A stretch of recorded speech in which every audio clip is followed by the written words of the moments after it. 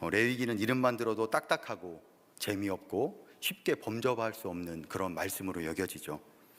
지금까지 잘 오셨는데 포기하지 마시고 이번 기회를 통해서 레위기의 매력에 한번 빠져보는 저와 여러분들이 되셨으면 좋겠습니다.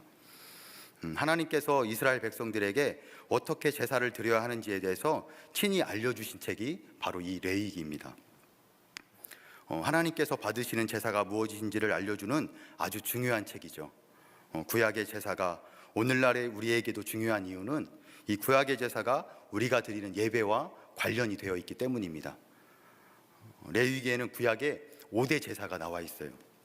가죽을 제외한 모든 것을 불에 완전히 태워서 그 향기를 하나님께 드리는 제사인 번제, 그리고 곡식을 제물로 드리는 제사인 소제, 하나님과 사람과의 화목을 위해서 드리는 제사인 화목제, 그리고 죄를 속하기 위해 하나님께 드렸던 제사인 속죄제, 그리고 마지막으로 하나님께 바쳐진 성물에 대하여 부지 중에 죄를 범하였거나 여호와의 계명 중 하나를 부지 중에 범하였을 때 드리던 제사인 속건제, 이게 구약의 5대 제사입니다.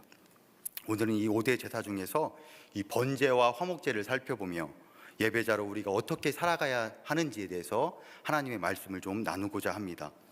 오늘 레위기 1장은 번제에 대한 말씀입니다. 번제는 제사장의 몫이었던 이 가죽을 제외하고는 모든 것을 불살라서 하나님께 이 향기로 하나님을 기쁘시게 했던 그런 제사였어요. 노아의 홍수 사건 이후에 노아가 방주에서 나와서 하나님께 드린 제사가 바로 이 번제였고, 또 창세기 22장에 보시면 하나님께서 아브라함에게 이 번제를 요구하셨는데 번제는 원래 소나 양이나 이 동물을 가지고 제사를 드려야 되는데 하나님께서 아들 이삭을 가지고 모리안 땅의 한 산에 이르러서 거기서 번제를 드리라고 명령하셨어요. 생각만 해도 끔찍한 하나님의 명령이었죠. 우리가 구약의 제사를 이해할 때 반드시 짚고 넘어가야 하는 것이 하나가 있습니다. 우리가 크게 오해하고 있는 부분인데, 구약 시대의 제사는 제사장에게 일이 많은 것으로 제사장이 제사의 모든 과정을 대신하고 제사를 드리는 당사자는 그것을 지켜본다고 생각하는 것이죠. 그러나 절대 그렇지 않습니다.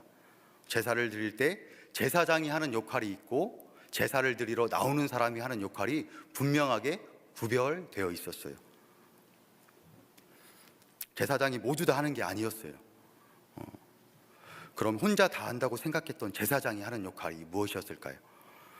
본문 5절 하반절에 보시면 아론의 자손 제사장들은 그 피를 가져다가 회막문 앞 제단 사방에 뿌릴 것이며, 우선 제물의 피를 가져다가 회막문 제단 사방에 뿌리는 것은 이 행동은 제사장이 하는 행동입니다.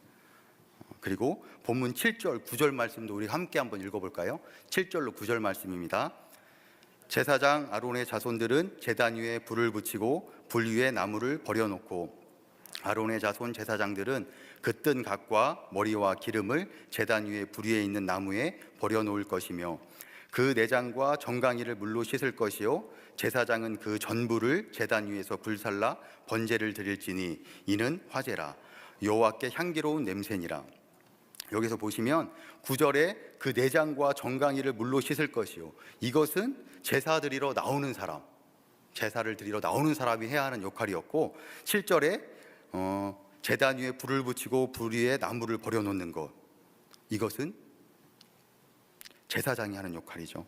그리고 그 불 위에 나무를 버려놓은 다음 그 모든 제물을 단 위에서 불로 태우는 것, 이것도 제사장이 해야 할 역할이었습니다.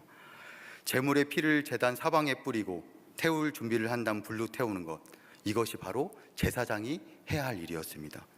그러면 제사를 드리는 사람은 어떤 역할을 했나요? 어떤 일을 했을까요? 본문 우리 4절로 6절 말씀을 함께 한번 읽어보도록 하겠습니다. 그는 번제물의 머리에 안수할지니 그를 위하여 기쁘게 받으심이 되어 그를 위하여 속죄가 될 것이라. 그는 여호와 앞에서 그 수송아지를 잡을 것이요 아론의 자손 제사장들은 그 피를 가져다가 회막문 앞 제단 사방에 뿌릴 것이며 그는 또 그 번제물의 가죽을 벗기고 각을 뜰 것이요.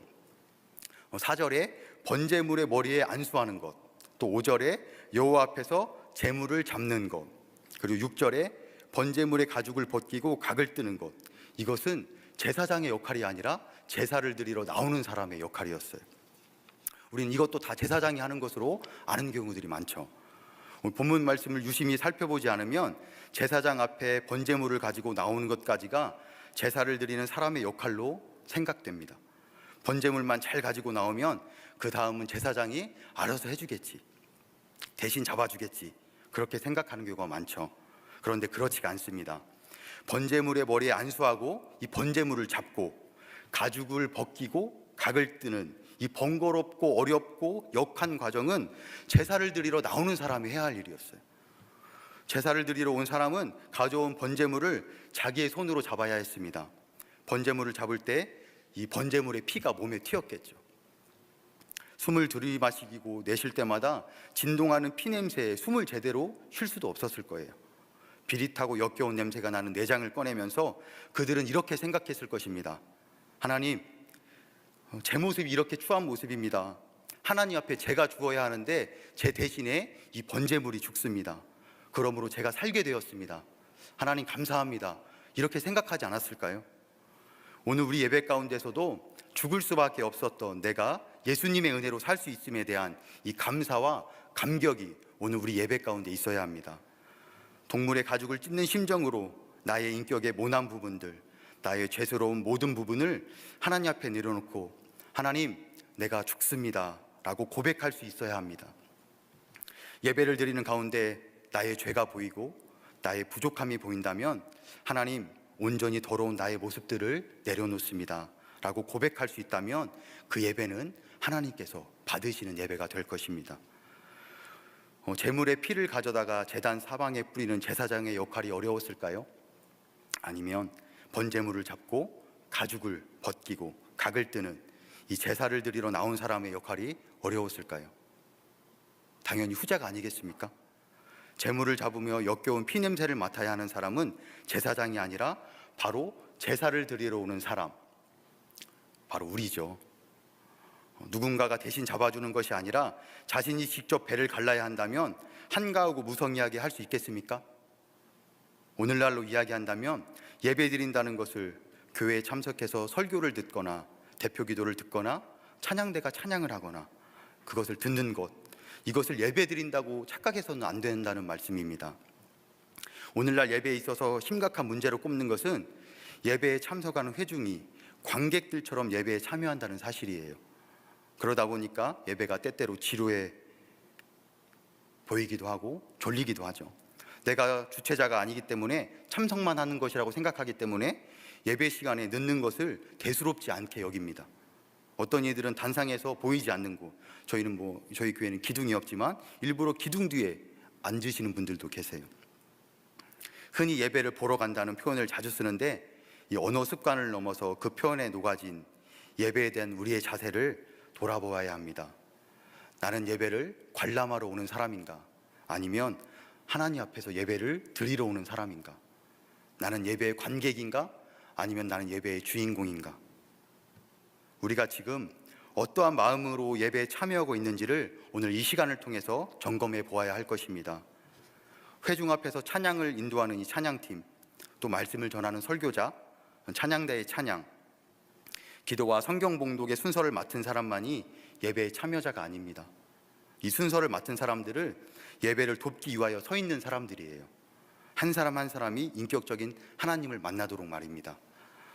예배의 자리에서 인격적인 하나님을 경험할 수 있도록 좋은 환경을 제공하는 것은 돕는 자들의 역할이에요.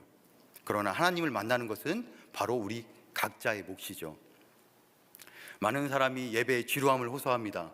설교가 너무 길다. 예배 순서가 너무 고루하다. 내가 하나님께서 보시는 예배라는 연극을 올리는 배우나 연출가라고 여러분 한번 생각해 보세요. 최선을 다해 극을 올리는 그들 중 누구도 지루하게 여기지 않습니다. 대사 한마디 없이 표정과 몸짓만을 하는 배우도 최선을 다해서 그 연극에 집중을 하죠. 본인의 대사를 말하다가 여러분 조는 배우를 한번 보신 적 있어요? 대사를 말하다가? 상상이나 할 수 없죠. 연극을 공연하는 배우가 늦게 오거나 공연하다 말고 바쁘다고 먼저 가는 배우를 보셨나요? 연극에 진심인 사람이라면 절대 그런 일은 있을 수 없습니다. 그렇다면 그런 일이 허다하게 벌어지는 우리의 예배는 어떻게 된 것입니까? 무언가 잘못되어 가고 있는 것이겠죠. 교회를 처음 나온 사람이 이 교회를 출석할까 아니면 출석하지 않을까를 결정하는 결정적 요인 중에 하나가 바로 설교자의 설교가 아니라 예배드린 사람의 태도라고 합니다. 여러분 옆 사람이 어떻게 예배를 드리고 있는지 그 모습들을 보고 내가 이 교회에 다녀야겠구나, 아니 내가 이 교회에 다니지 않아야겠구나를 결정한다고 해요. 예배는 우리가 모두 하나님께 몸을 드리고 마음을 드리는 헌신자가 되는 것입니다. 예배는 어떤 한 사람이 주인공이 되고 나머지가 들러리가 되는 것이 아닙니다.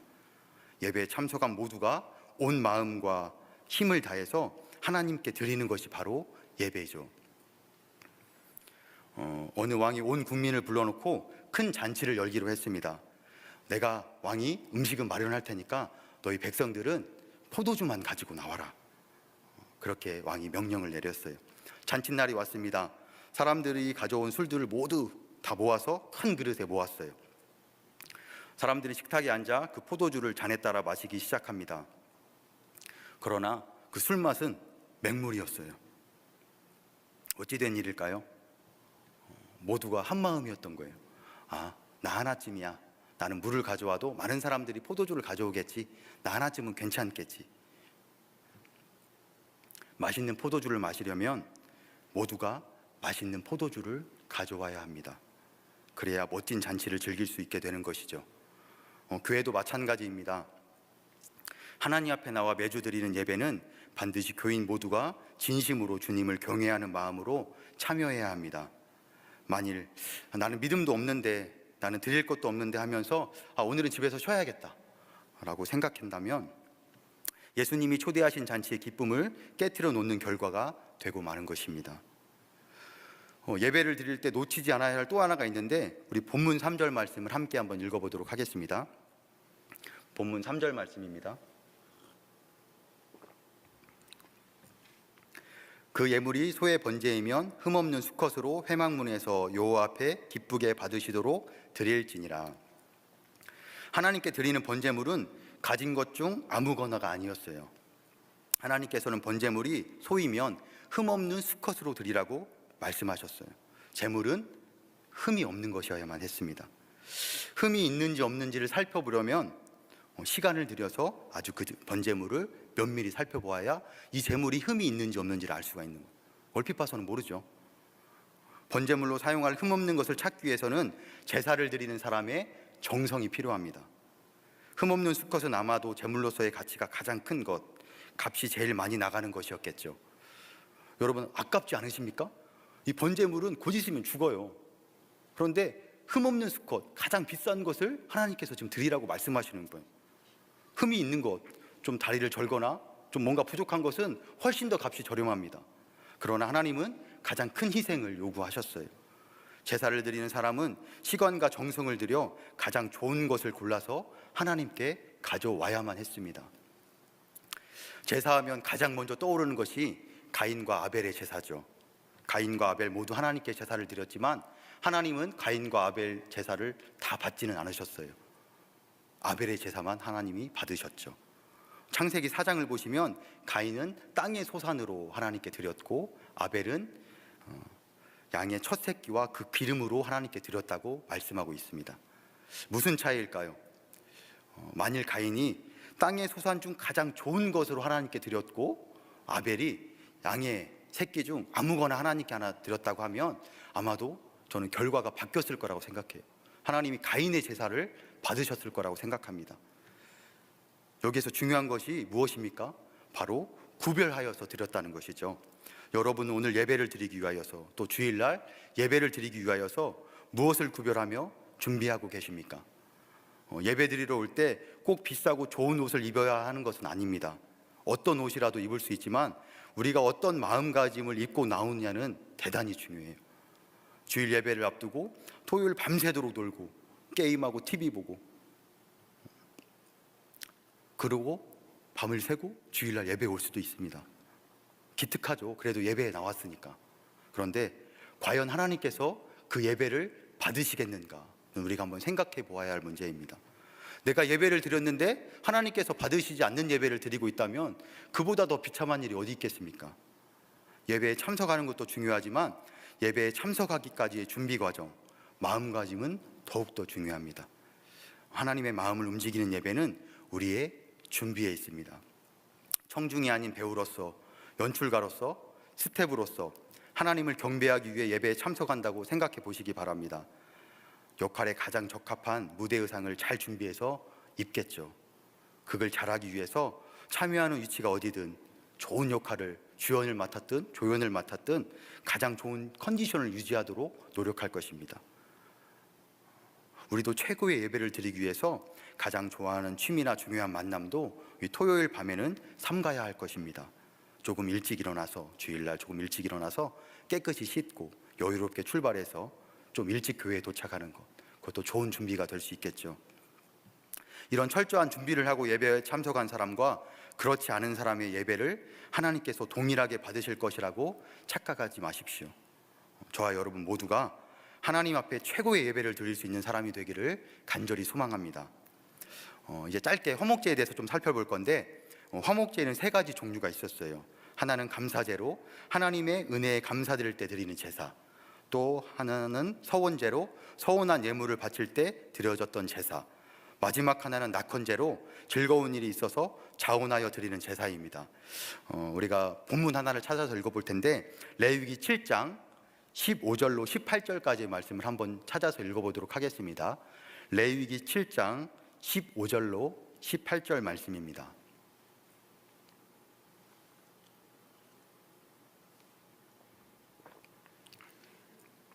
함께 읽어보도록 하겠습니다. 감사함으로 드리는 화목제물의 고기는 드리는 그날에 먹을 것이요 조금이라도 이튿날 아침까지 두지 말 것이니라. 그러나 그의 제물이 서원이나 자원하는 것이면 그 제물을 드린 날에 먹을 것이요 그 남은 것은 이튿날에도 먹되, 그 제물의 고기가 셋째 날까지 남았으면 불사를 지니, 만일 그 화목제물의 고기를 셋째 날에 조금이라도 먹으면 그 제사는 기쁘게 받아들여지지 않을 것이라. 드린 자에게도 예물답게 되지 못하고 도리어 가증한 것이 될 것이며, 그것을 먹는 자는 그 죄를 짊어지리라. 감사제인 경우에는 그날이 지나기 전에, 그리고 서원제나 낙헌제인 경우에는 그 다음 날까지 모든 제물을 나누어 먹으라고 하나님이 그렇게 말씀하고 계세요. 만약에 사흘째 되는 날까지 남아있으면 그것을 불태워라.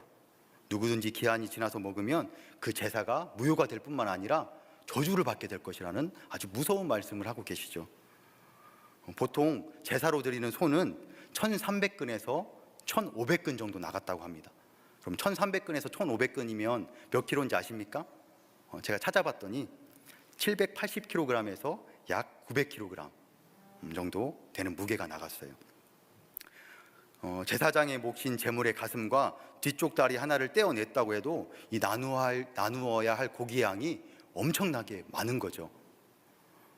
하나님께서는 이 많은 양의 고기를 하루나 이틀 만에 먹으라는 이런 비이성적인 법을 왜 만들어 놓으셨을까? 여기에는 저는 크게 두 가지 이유가 있다고 생각합니다. 첫 번째는 하나님은 우리가 모든 사람과 더불어 화목하기를 원하시기 때문이에요. 많은 양의 고기를 하루나 이틀 만에 나누어 먹으려면 한두 사람이 먹어서는 절대 불가능한 일이죠. 주위에 있는 모든 사람, 거기에는 심지어 내가 싫어하는 사람, 나와 관계가 껄끄러운 사람, 차라리 안 봤으면 하는 사람도 포함이 되어 있습니다. 그렇게 하지 않으면 절대 다 먹을 수 없는 양입니다. 불편한 마음에 나눌 사람과 나누기 싫은 사람을 구분하다가는 심혈을 기울여 드린 화목제가 무의로 돌아갈 수 있습니다. 오히려 하나님의 명령을 지키지 않는 죄를 범하게 되는 거죠. 저는 학창시절에 종종 친구들을 억지로라도 화해를 시키곤 했어요. 우리가 싸울 때 보면 아무것도 아닌 일 가지고 싸우잖아요. 그럼 서로 막 이야기도 안 하고 막 뻘쭘하게 어색하게 이렇게 지내고 있으면 서로 그 친구들을 제가 좀 화해시키려고 노력을 했습니다. 서로 미안하다고 사과하라고. 그러면 미안하다고 하는 말을 하는 건 쉽지 않죠. 억지로 시킨 이 사과 중재를 통해서, 그런데 종종 그 관계들이 회복되는 것을 제가 보았어요. 서로 불편해하는 친구들을 불러놓으면 분위기가 서먹하니까 얼마나 어색한지 모릅니다. 그러나 어색함 속에서 내민 화해의 손짓이 관계의 회복을 불러옵니다. 눈물의 운동회라는 아름다운 이야기가 한편 있는데 제가 소개해드리도록 하겠습니다. 어느 해 가을 지방의 한 교도소에 재소자 체육대회가 열렸습니다. 다른 때와는 달리 20년 이상 복역한 재소자들은 물론 모범수의 가족들까지 초청된 특별 행사였습니다. 운동의 시작을 알리는 소리가 운동장 가득 울려 퍼졌습니다. 오랫동안 가족과 격리됐던 재소자들에게도, 무덤보다 더 깊은 마음에 감옥에 갇혀 살아온 가족들에게도 그날 잔치는 가슴 설레는 일이 아닐 수 없었습니다. 이미 지난 며칠간 예선을 치른 구기 종목의 결승전을 시작으로 열띤 응원전이 벌어졌습니다. 달리기를 할 때도, 줄다리기를 할 때도 얼마나 열심인지 마치 초등학교 운동회를 방불케 했습니다. 여기저기서 응원하는 소리들이 들렸습니다. 잘한다 내 아들, 이겨라 이겨라, 이런 응원 소리도 들렸고, 여보 힘내요, 힘내세요 라는 응원 소리도 들렸어요. 이날의 하이라이트는 부모님을 등에 업고 운동장을 한 바퀴 도는 효도관광 달리기 대회였습니다. 그런데 참가자들이 하나둘 출발선에 모이자 한껏 고조됐던 분위기가 갑자기 숙연해지기 시작했습니다. 푸른 수의를 입은 선수들이 부모님 앞에 쓸쓸한 등을 내밀었고 마침내 출발 신호가 떨어졌습니다. 하지만 온 힘을 다해 달리는 주자는 아무도 없었습니다. 아들의 눈물을 훔쳐주느라 당신 눈가에 눈물을 닦지 못하는 어머니, 아들의 축 처진 등이 안쓰러워서 차마 업히지 못하는 아버지, 서로가 꼬린 지점에 조금이라도 늦게 들어가려고 애를 쓰는 듯한 이상한 경주였습니다. 그들이 원한 건 1등이 아니었습니다. 그들은 그렇게 해서 부모님과 함께 있는 시간을 단 1초라도 연장해보고 싶었던 것입니다. 교도관에 의해서 만들어진 감격의 장이죠. 이들이 언제 부모님을 등에 업고 뛰어보았겠습니까? 쉽사리 그럴 생각을 해내지도 못했을 것입니다. 자신의 등을 내미는 것도, 그 등에 업히는 것도 참으로 쑥스러운 일입니다. 그런데 그 등을 돌려대는 순간, 등에 업히는 순간 감격이 만들어졌어요. 이 이야기는 우리에게 도전합니다. 스스로 할 수 없다면 억지로라도 등을 내밀라고 말입니다. 화목제의 규칙을 통해서 하나님께서 우리에게 말씀하고 계시는 거예요. 그러고 싶은 마음이 들지 않아도 너가 나누어야 한다. 무관심과 어색함을 이기지 못하는 우리의 못난 자존심은 관계 회복을 어렵게 합니다. 하나님은 억지로라도 나누지 않으면 안 되는 이 화목제를 통해서 나눔 속에서 화목의 열매가 거두어질 수 있도록 하셨습니다. 하나님께서는 우리의 제사가 하나님과의 화목만 이루는 것을 원하지 않으세요. 그것을 뛰어넘어서 서로 간의 화목으로, 사람과 사람과의 화목으로 귀결되기를 원하시죠. 하나님께 드려진 예배는 반드시 사람과의 나눔, 미워하던 사람과의 화목으로 마무리되어야 합니다. 억지로 지는 십자가일지라도 하나님의 뜻을 이룰 수 있습니다. 많은 양의 고기를 하루나 이틀 안에 다 먹으라고 말씀하신 두 번째 이유는 미루지 못하도록 하기 위함입니다. 화목제의 규칙을 들은 사람들은 그렇게 생각했겠죠. 하루나 이틀은 좀 촉박한데 하나님 한 일주일 정도만 주시면 제가 더 많은 사람들과 이것을 나눌 수 있을 것 같습니다. 이렇게 생각했을 것 같아요. 하지만 하나님은 우리 인간이 그런 존재가 못 된다는 것을 너무나도 잘 알고 계셨어요. 우리의 감사와 감격, 즐거움은 유효기간이 생각보다 짧습니다. 조금만 지나면 사라져버려요. 우리에게 탑재된 리셋 기능은 아주 탁월해가지고 가슴 깊이 울린 진한 감동, 그로 인한 굳은 결심도 하루가 채 지나기 전에 지워낼 수 있습니다. 예배를 드릴 때 이 감사한 마음이 바로 행동으로 옮겨지지 않는다면 그 마음은 언제든지 바뀔 수 있는 존재라는 것을 하나님은 잘 알고 계셨어요. 하나님을 경험하는 삶이란 이 책을 보면 이런 말이 쓰여져 있어요. 우리의 문제는 하나님의 영이 말씀하시고 나서 우리가 긴 토론으로 들어가는 것이다. 이런 말도 있죠. 첫 번째 드는 생각은 하나님이 주신 생각, 두 번째 드는 생각은 나의 생각, 세 번째 드는 생각은 사단의 생각. 하나님의 사람은 성령님의 음성에 즉각적으로 응답하는 사람입니다. 저와 여러분 모두가 그러한 삶을 살 수 있기를 간절히 소망합니다. 말씀을 정리하겠습니다. 하나님께서는 구약의 제사법을 통하여서 우리가 어떻게 하나님을 예배해야 하는지에 대해서 명확하게 알려주셨어요. 너희가 하고 싶은 대로 해라, 너희 편한 대로 해, 그렇게 말씀하지 않으셨습니다. 여러분, 우리가 예배의 구경꾼이 되지 마십시오. 예배의 주인공이 되어야 합니다. 오늘 우리 예배 가운데 죽을 수밖에 없었던 내가 예수님의 은혜로 살 수 있음에 대한 감사와 감격이 우리 예배 가운데 있어야 합니다. 한 사람 한 사람이 최고의 예배를 함께 만들어 가야 합니다. 최고의 예배를 드리기 위해서는 잘 준비해야 된다고 말씀드렸죠. 잘 준비할 수 있는 저와 여러분들이 되기를 소망합니다. 또 예배를 통해서 모든 사람과 더불어 화목할 수 있는 여러분들이 되기를 소망합니다. 예수님을 생각하며 때로는 내키지 않는 내가 싫어하는 사람에게도 손을 한번 내밀어 보십시오. 놀랍게도 관계가 회복되는 역사가 일어나게 될 것입니다. 우리 모두 2022년 이러한 예배를 드릴 수 있기를 간절히 소망합니다.